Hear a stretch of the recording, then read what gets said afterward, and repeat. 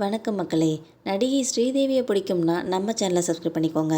தமிழ் சினிமாவின் 70களில் கொடிக்கட்டி பறந்தவர் தான் நடிகை ஸ்ரீதேவி. முன்னணி நடிகையாக வலம் வந்த ஸ்ரீதேவி தனது 4 வயதிலிருந்தே குழந்தை நட்சத்திரமாக சினிமாவில் நடிக்கத் தொடங்கினார். தமிழ், தெலுங்கு, இந்தி, மலையாளம், கன்னடம் என அனைத்து மொழிகளிலும் பிரபல நடிகையாக அசத்தி வந்த ஸ்ரீதேவி மொத்தம் 269 படங்களில் நடித்துள்ளார்.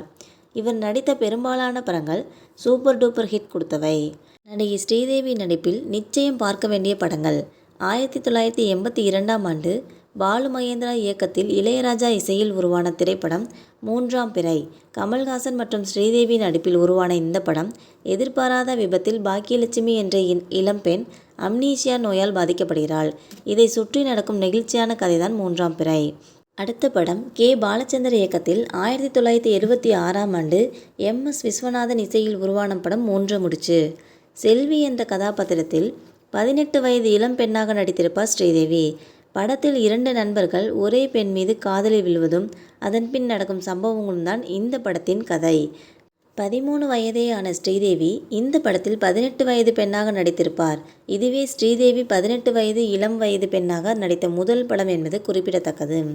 1981ஆம் ஆண்டு ஜி. என். ரங்கராஜன் இயக்கத்தில் இளையராஜா இசையில் உருவான படம்தான் மீண்டும் கோகிலா. நடிகை ஒருவருடன் திருமணம் தாண்டி உருவாவில் இருக்கும் தன் கணவனை மீண்டும் தன் பக்கம் கொண்டு வர போராடும் இளம் பெண்ணின் கதைதான் படத்தின் கரு. இப்படத்தில் கமல்ஹாசன் மற்றும் ஸ்ரீதேவி முக்கிய கதாபாத்திரத்தில் நடித்திருப்பார்கள். 1977ஆம் ஆண்டு இயக்குனர் பட்டாபிராமன் இயக்கத்தில் பஞ்சு அருணாச்சலம் திரைக்கதையில் இளையராஜா இசையில் உருவான படம்தான் காயத்ரி. இந்த படத்தில் ஸ்ரீதேவி, ரஜினிகாந்த் மற்றும் ஜெயசங்கர் முக்கிய வேடங்களில் நடித்திருப்பார்கள். சுஜாதா எழுதிய காயத்ரி என்ற நாவலை வைத்து எடுக்கப்பட்ட படம் இது.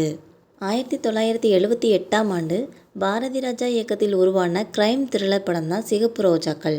பணக்கார தொழிலதிபராக இருக்கும் திலீபனுக்கு யாரும் அறியாத கொடூரமான பக்கம் ஒன்று இருக்கும். பெண்களை ஏமாற்றி, கடத்தி, கற்பழித்து கொலை செய்யும் கொடூர கொலைகாரனாக இருக்கும் கமல்ஹாசனை சுற்றி நடக்கும் திக் திக் கதைக்களம்தான் சிகப்பு ரோஜாக்கள். 1980ஆம் ஆண்டு கே. பாலச்சந்தர் இயக்கத்தில் உருவான படம்தான் வறுமை நிறம் சிவப்பு. வேலை தேடி நகரத்திற்கு வரும் 3 படித்த வேலையில்லா பட்டதாரிகள் வாழ்வாதாரத்திற்காக போராடும் அவர்களின் கதைதான் படம்.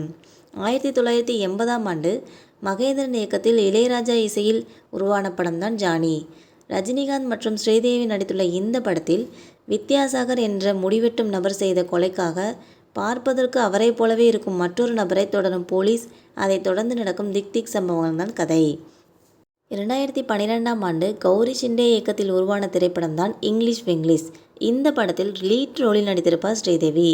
ஆங்கிலம் தெரியாத காரணத்தினால் சொந்த குடும்பம் மற்றும் சமுதாயத்தில் ஷாஷி என்ற பெண் சந்திக்கும் அவமானங்கள் மற்றும் தாழ்வு மனப்பான்மையை காட்டும் படம்தான் இது. இந்த 8 படங்களும் ஸ்ரீதேவியின் முக்கிய திரைப்படங்கள் என்பது குறிப்பிடத்தக்கது.